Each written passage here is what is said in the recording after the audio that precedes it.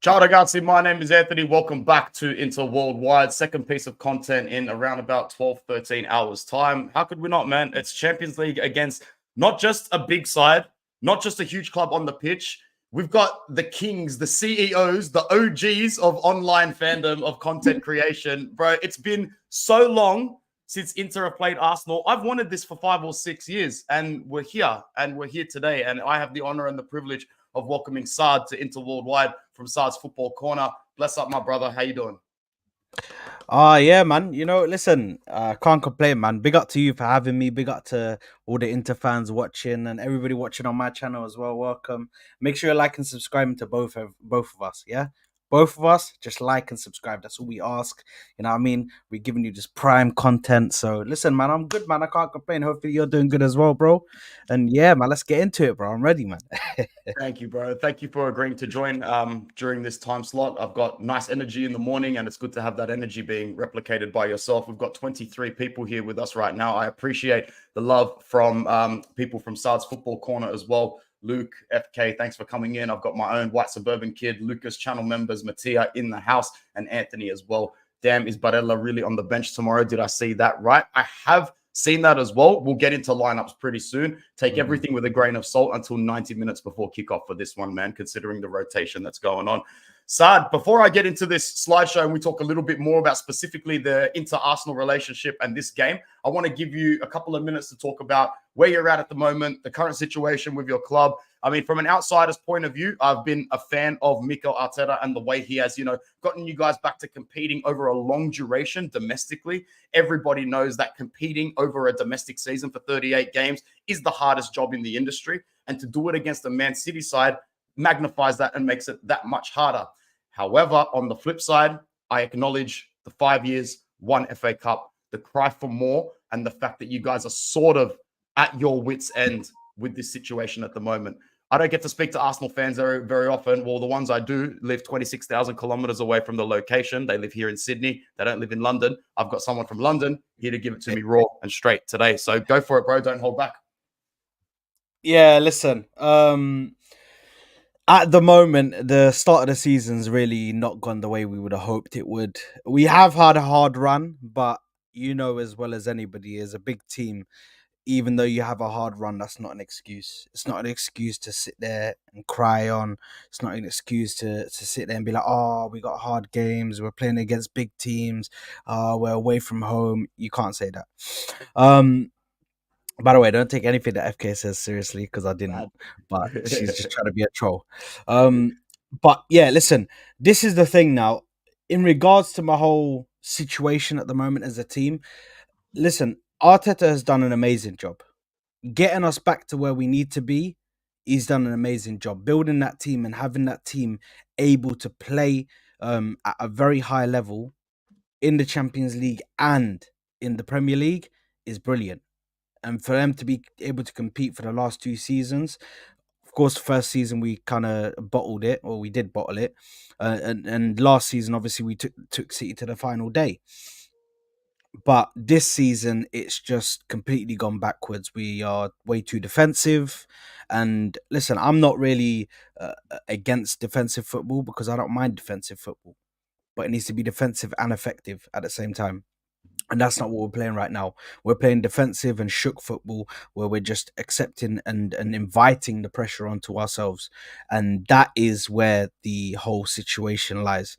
That is where the troubles lie for us as a team and for the manager right now. He's had a few injuries.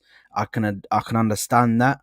But the fact that Erdegaard is missing shouldn't be affecting your football this much. It shouldn't be affecting your principles. Shouldn't be affecting the way you put out your team. Yeah, it really, really shouldn't. But I'll be honest with you. At the moment, man, it's all going tits up. If you want to I put it love into that, bro. We say that down here as well all the bro, time. bro, it's going tits up. It's going tits up at the moment, and we need a performance in this game against Inter, but we also it's what we've done until now. All of this pissing about and messing about, yeah, it's left us where Chelsea away is now our biggest game of the season because the title race could be over before we even get past January. Like it's crazy.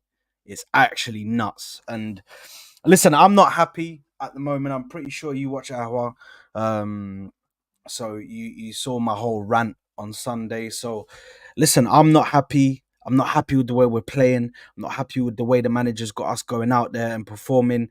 I'm not happy with the defensive work that he's making the attackers do. He's making them do. He's making them put defense before attacking. Like that's a problem. And Yeah. when there is a problem, sometimes the manager just needs to be put in his place. And I don't think there's anybody there to put him in his place and say, "Listen, you need to relax." Because listen, he's just been let out to just do whatever he wants to do. So now he's taken that upon himself. He needs to go out there and fix it. Do you know what I mean? If Yeah. you want to take that risk, you want to change it from what was working last season. You know what I mean? You now take that burden upon yourself. You have to hold that with all due respect, and you have to get us out of this mess because it's been Facts. it's been a mess. That's exactly what it's been since the start of the season, bro. To be honest, even Atalanta, man, Atalanta, that was the first awful game I watched from us, in my personal opinion. Don't take that one too personally because they just went to Naples and slapped up Antonio Conte by 3 goals Yeah. on the weekend. That depth that Atalanta's got at the moment is actually Mm, insane from a Serie A point of view. I didn't realize, and they've got three big injuries this season as well. Scamacca is still mm, out, Scalvini is out, and Zaniolo just returned as well. yeah. Lots of depth, even in the wing back positions with Zappacosta and Quadrado coming off the Nah, bench. Lookman though Oh, is bro, that guy Lookman will is have this. crazy. I know how Gasperini and the Atalanta model operate off the pitch. That's the sort of player they'll slap 60 million on him at the end of the season. And if nobody wants to pay it, they won't care because that price will Yeah. not budge from them. Once Atalanta Mm, set a price, they set it and they keep it because they know Gasperini's job as a manager is secondary to win and impress the fans on the pitch. His first yeah. job is to keep the Atalanta money machine keep rolling. And that's exactly what he's done Mm. for a borderline decade now, bro. Maybe just a little bit less.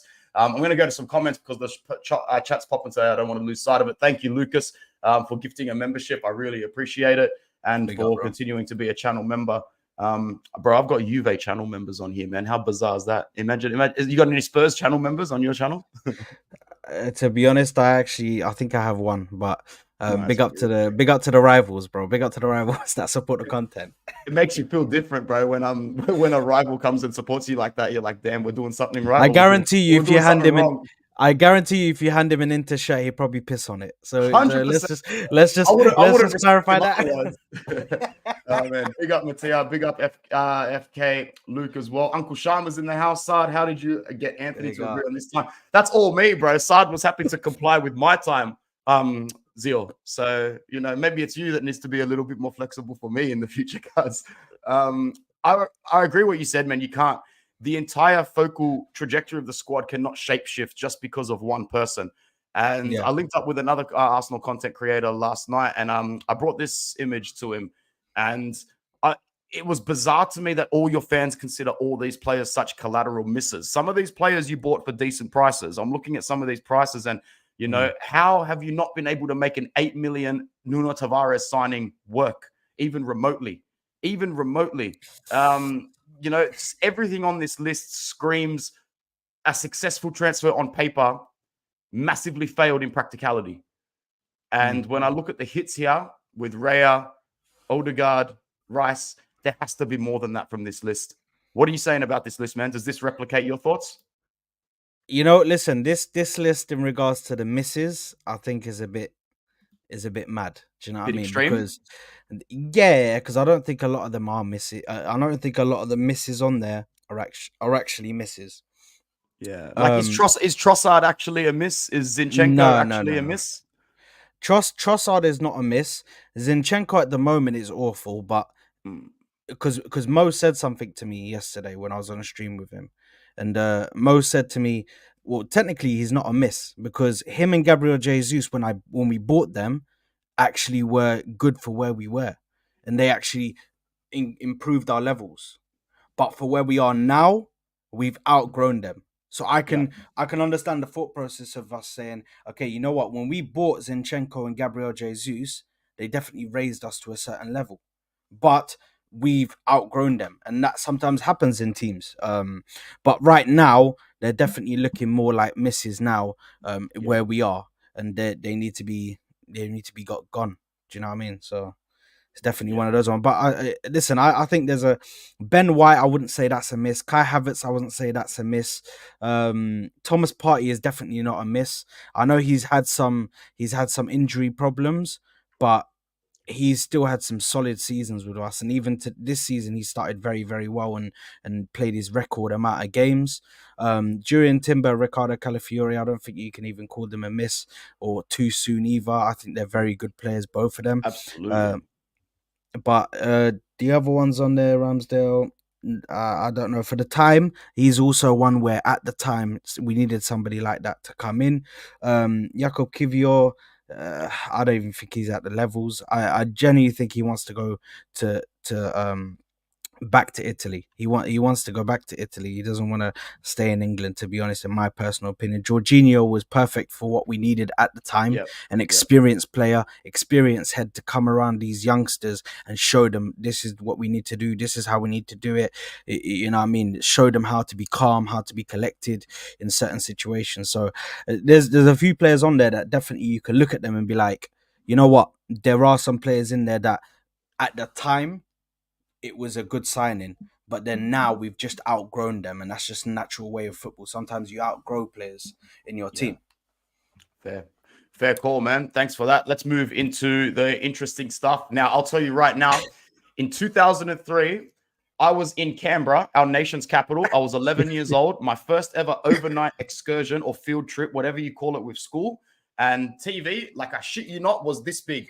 Like this Yeah. box I'm making on the screen right now is a replica of this small little black box that I was watching these extended highlights on with my friend at the time. And I remember just pointing at him with my 11-year-old voice going, look, look, that's Inter. That's my team. That's the one I'm telling you about. And that's Arsenal. Don't worry about them. We're actually good. Because in Australia, all people know are English teams. And especially back in I'm born in 1992, growing up in the mid to late 90s, turn of the millennium, unless you are socioculturally or culturally tied with your family to a club, you support an English team. Simple as that. So when I watched them beat you guys 3-0 at Highbury, I thought this is my introduction in Europe to my team. And it was beautiful because this is right in the core of the time where I started to fall deeply in love with football. The madness happened where the return leg came at the Piazza and you guys wiped us 5-1 in that game. So talk about bizarre football, bro. This is right about the time where you guys are like golden trophy invincibles. We came to Highbury and wiped you. And then you guys came to the Miazza and scored 5 against us, 4 in the second half. So that's the way football is. Some iconic images, man. We've got Javier Zanetti and Robert Pires there. He was electric, Henri. That goal, that Henri goal, I think it was the second one that he scored. Where I think he dropped Zanetti, and you have to understand Zanetti to drop Zanetti is just not something you can just do because the guy is legendary in the game, bro. So to drop him, it's not something easy to do, bro. That just shows the levels were just so high, bro, and it's just such good teams, man. Speaking of levels, when we beat you 3-0 in the first game, we were obviously riding our high horse to the point where our captain Zanetti and our ballsy ball breaking, bro. I don't even. You need a whole podcast to talk about Marco Materazzi. I was happy. I was lucky enough to meet him in real life and spend some time with him. They're fighting over Henri's shirt after beating them 3-0.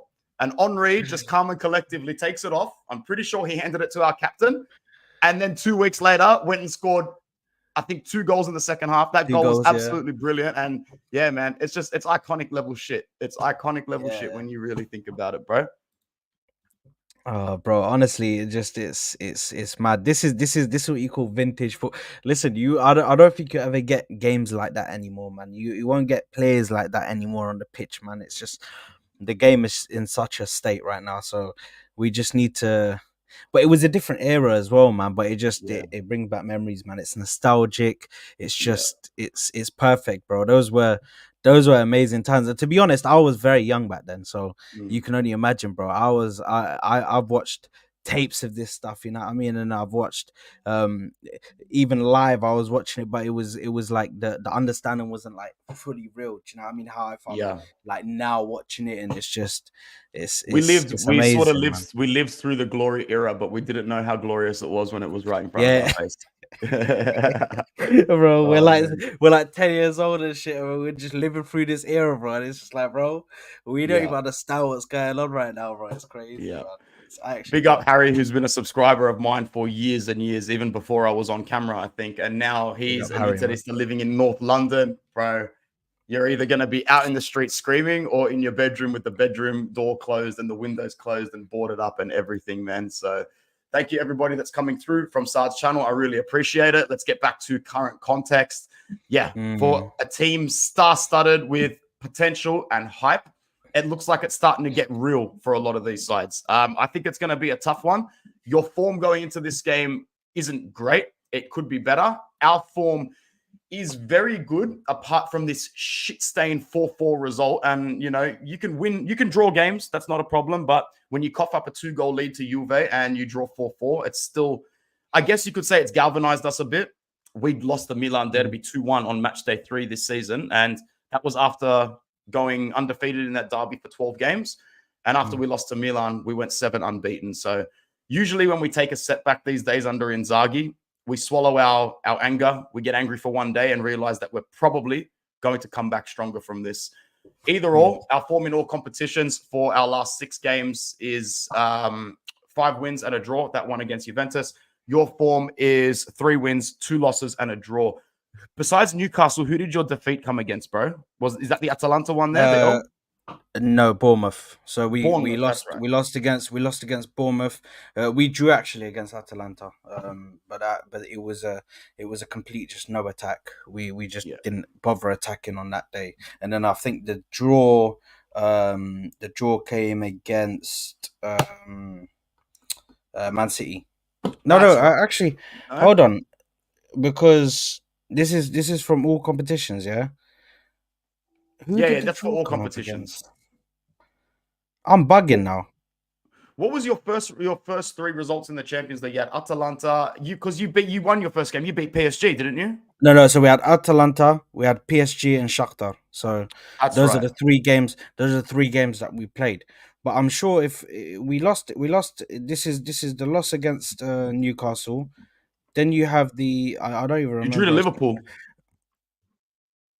you drew Yes, 2-2. yes, yes, yes, yes. That's exactly what it was. You know what? I completely forgot, bro. I was bro. These right now, yeah. I'm in a mode where I'm just trying to forget these losses, and then we just Yeah. look at the summer in January, bro. It's just Yeah, crazy. madness. Oh, bro, I will Uh, be so happy if you guys don't win today, man. Just keep digging that nail into Thiago Motta. It would be great. However, I've got money on a slight Juve win, bro. Slight Juve knock win today. We'll see what happens.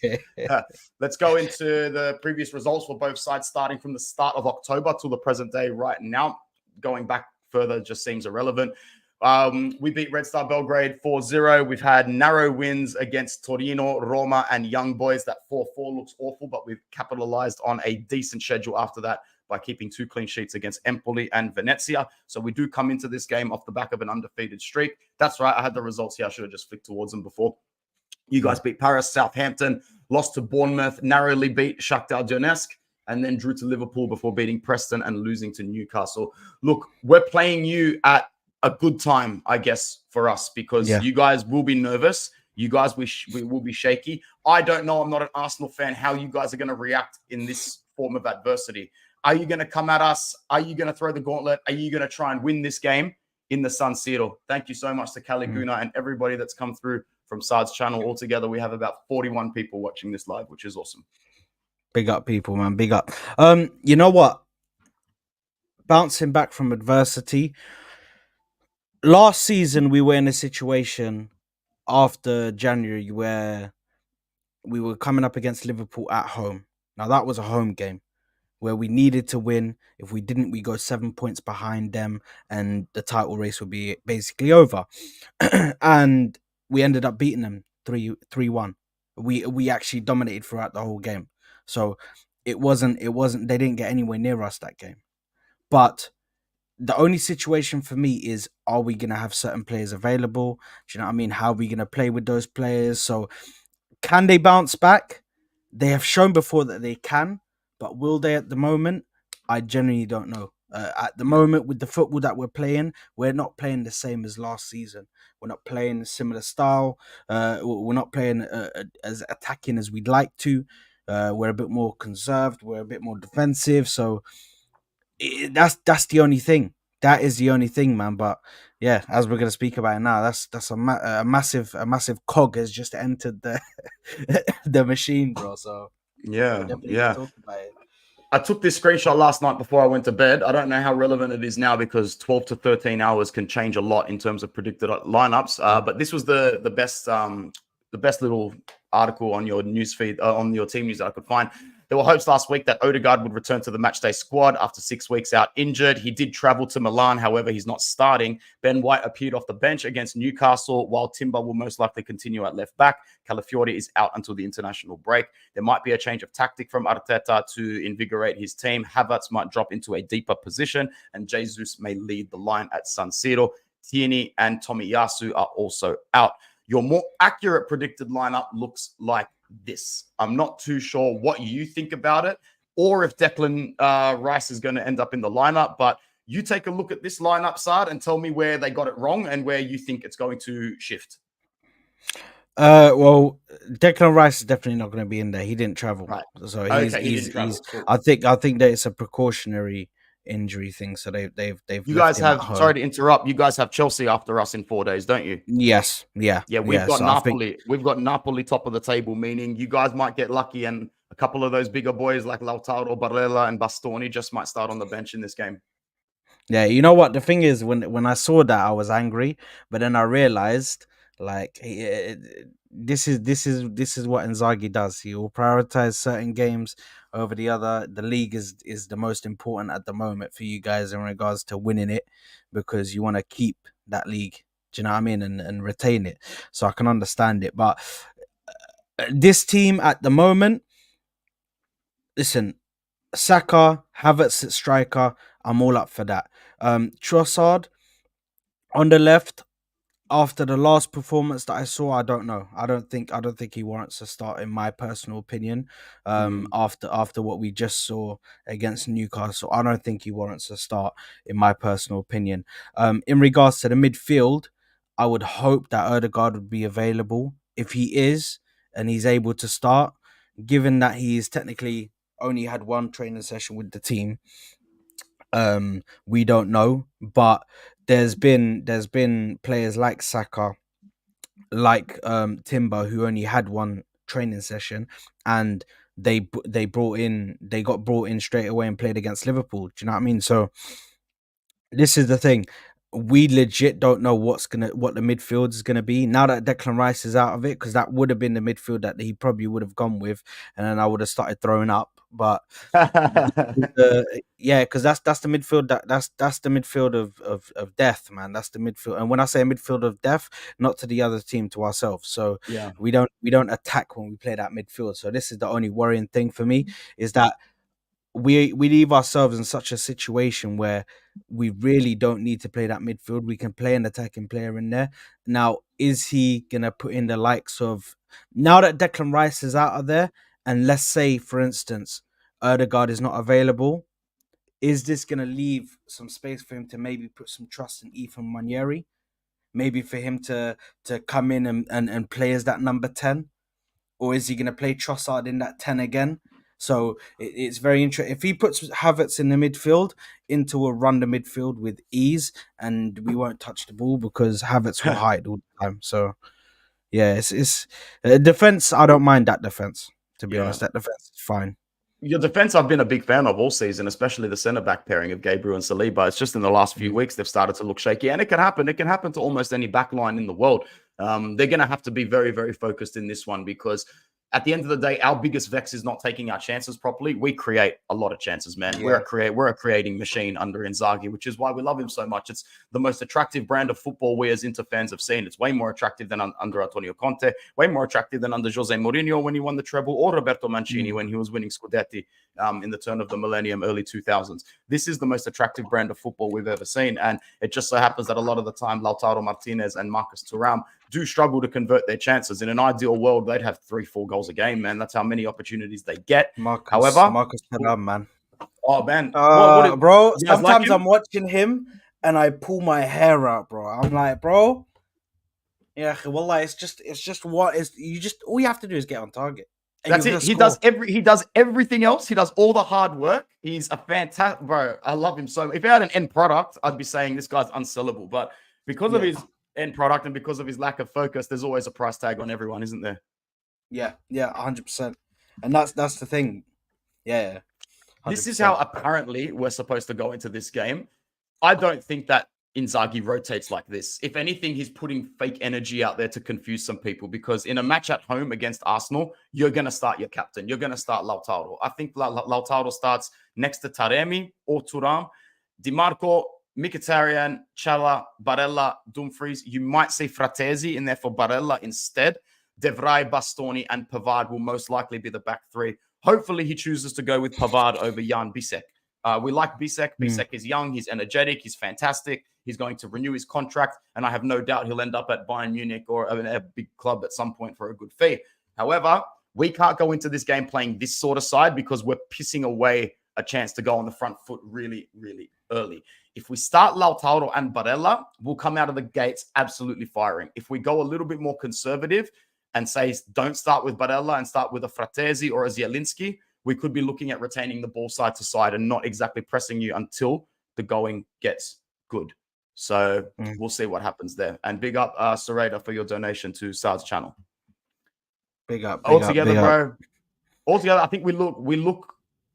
I'm not going to sit here as champions and say that we shouldn't go into this with chest as favorites. Otherwise, what's the point in being champions of your country at home, playing against a side who are not champions or who haven't won the league title? And that's no disrespect to Arsenal altogether. It's just a matter of speaking fundamentally. We're the champions. It's our home ground.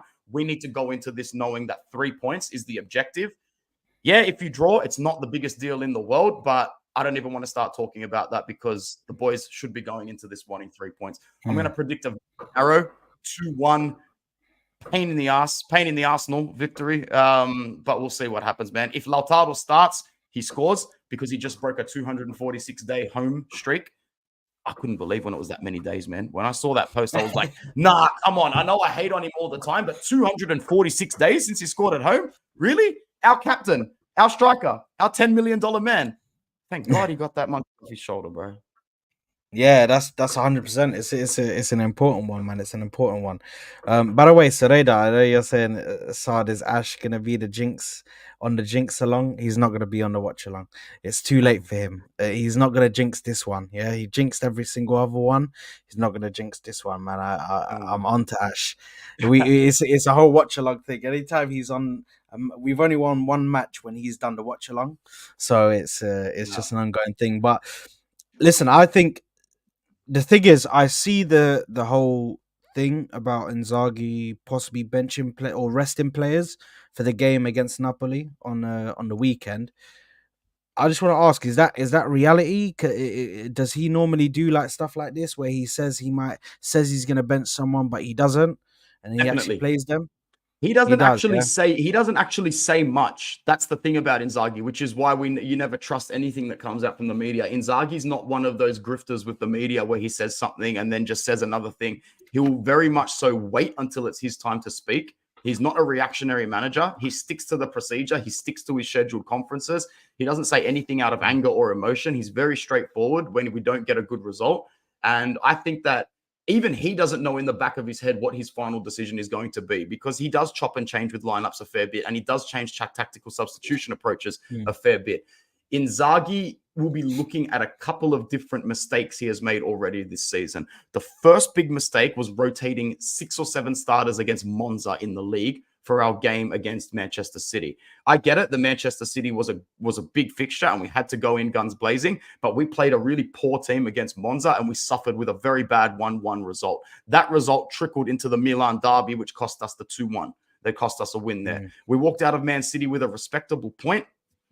I don't hear any victory. I didn't see 3 points that entire 8 days. We drew to Monza, we lost to Milan, we drew to City. That's fucked. We don't do that shit. So that's a big mistake. That was the first mistake, and it happened very early in the season. We've had a couple of games in Serie A where it looks very shaky. The 3-2 win against Torino and Udinese were not great results. The 1-0 against Roma was not a great game, and the 4-2 against Juve was not a great game. We're setting very high standards at the moment because when you look at it, you'd be like, what's this guy complaining about? He's 1 point off top spot. The team's looking fine. They're looking good. But at the end of the day, we know how quickly that can slip away. We really do. I think he's got his eyes on Napoli, but at the same time, Inzaghi's not the type of coach to throw away a home fixture against a massive club like Arsenal. He's very smart. He's got a high footballing IQ. He knows he's not welcoming Red Star Belgrade. You are not Shakhtar Donetsk. You are not Celtic. You are not Rangers. You are Arsenal, and we need to beat Arsenal for Inter. It's very important for our club, our structure, our image as a whole to keep up this trajectory of being relevant in Europe because our financial economic situation has been in the pits for 5 years now. It wasn't meant to go like this, Saad. We're meant to be mid-table right now. Go and ask any Juve fan or AC Milan fan. They will tell you it wasn't meant to go like this. Conte was meant to leave. The assistant coach Oriali was meant to leave. They did. We sold Lukaku. We sold Hakimi. God willing, Christian Eriksen had a horrible situation. And Inzaghi comes in and he didn't win the Scudetto in the first season. Everyone's like, that's it. Inter will fall off. They will sell everybody to maintain this. But we have, in my opinion, the best technical director in Italy, possibly in Europe, in Beppe Marotta. If you don't know who he is, I'm very disappointed in Judge Mo for not filtering this name so catastrophically through the English. Bro, that name should be seeping like a virus into the EPL content world. He's the guy. He's a don. The way he was able to execute his signings to keep us above water, to keep Inzaghi here, to challenge for the league, to win 2 Coppa Italias, 2 Super Cups, make the Champions League final, and then win the league title. We're here today because of the hustle and grind that we put together in the back room and on the pitch. Nothing else. We were not given anything to get back to where we were. So we need to keep it up because if we fall off, we ain't got no insurance policy. We are not Man United. We're not Arsenal. We don't have that sort of marketability. We're huge in Italy, but we are still a medium-sized fish in a large pond when it comes to the grand scheme of European football. We need this victory, so I hope that we get it, bro. Yeah, listen, I think similar thing for us, man, to be honest. We're in a situation right now where performances have not been the best. I wish we were scraping through games and winning them, but we've not even been doing that. So the thing is now this is our time where we need to go out there and put performance out. Show the fans, you know what? Yeah, we've been a bit shit over the last few weeks, but this is what we can do. And if you go out there and you win against Inter Milan at home at the San Siro, that is massive. That is you saying, you know what? I'm putting my stamp. I'm stamping down my authority, and I'm saying this is what I can do.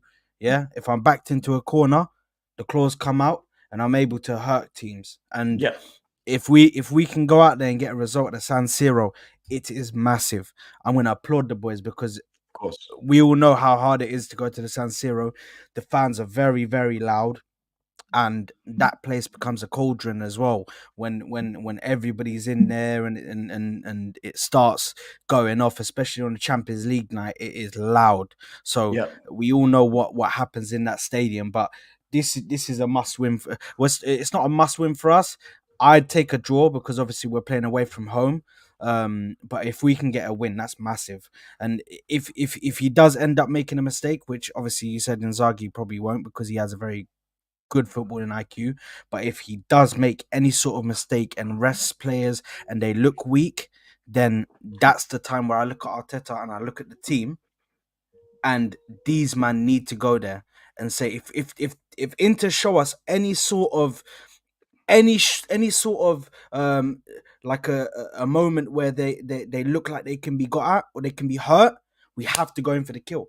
And that's what you have to do in the Champions League. If they show you any sort of any part of them that looks like you can hurt them there, you have to go for it and you have to kill it. Because if you don't, it's done. Do you know what I mean? You ain't gonna get another chance. So you have to take it, man. And the San Siro, this is why you're in the Champions League, bro. You go to these massive teams and you play at these massive arenas that are full of history, bro. So I'm excited, but I'm also wary, and I'm also hoping and praying that my team can go out there and put a performance to be proud of, and go out there and get a win. Sounds good, bro. Sounds good. Man, thank you so much for coming in today. AC Milan have just scored against Real Madrid, which is definitely my cue to get up and go to work, if that's the case, man. Fucking hell, cuz. Fucking hell, bro. The amount of times... The amount of times me and my boys looked at the Madrid lineup 2 months ago and went, they'll win every game this season. They have been arsed so far. They'll come together. They'll come together. Don't worry. There's plenty of time left for that squad to come together. But yeah, we'll see. Anyway, guys, make sure if you are from Interworldwide that you're going off to Saad's Football Corner and subscribing straight away. Make sure that's the first thing that you do. We are also approaching 4K on this channel. We're about 20 away. So any newbies on here, I'll really, really appreciate a follow as well. And yeah, I look forward to collaborating way more with Saad. I've got a second channel where all I do is whinge and moan about Manchester United. I created that a few weeks ago. Bro, believe it or not, I actually had a Man United jersey before I had my Inter gear, man. When I was 5 years old, I got given a sharp jersey with Cole on the back. I'm like, yeah, this will do. This will do for now. Because, like, as I said, bro, you couldn't catch any football here except EPL back in the day. Yeah. And I'm still really, really glad. Do you still follow its main, your main team is Inter, but your if you were Prem team, that means yes. The blood never changes, bro. The ties back to the homeland never change. That's for sure. That means yes, basically. Man, just showed me a tattoo on the chest. I was like, yeah. Yes. Inter is life, and then Man United is like the side thing that you just look at and you just. That's it, cuz. He knows. So yeah, if you want to see me whinge and moan excessively about that shit show of a club, I'll drop a link in the chat right now for that as well, because, you know, who doesn't hate Manchester United? Saad, this was awesome. I have a feeling that you and I are going to collaborate a lot more soon, and I look forward to coming on your channel next time. 100%, man. Gas for it, man. I'm ready for it. Big ups for having me, guys. Like we said, make sure to go and subscribe, man. Make sure to go and subscribe. Obviously, Anthony said subscribe to my channel if you haven't already. But also, you guys have to subscribe to Anthony's channel, Interworldwide. It's massive, bro. Do you know what I mean? You're almost at 4K. Yes, sir. Guys, I'm sure there's 20 of you that are watching on my channel. Just get him to 20K. Get him to 4K. 20K, inshallah, of course. But right now, let's get him to 4K. I'm sure there's 20 of you. Don't be a bum. Go over to his channel and subscribe, Yahi. Okay? Come on, guys. Bro. All we're doing is asking. Thank you so much. Thank you so much, bro. I really appreciate that, Shukran, brother. All right, bro, let's do this. Inter versus Arsenal. We'll be here post-match reaction.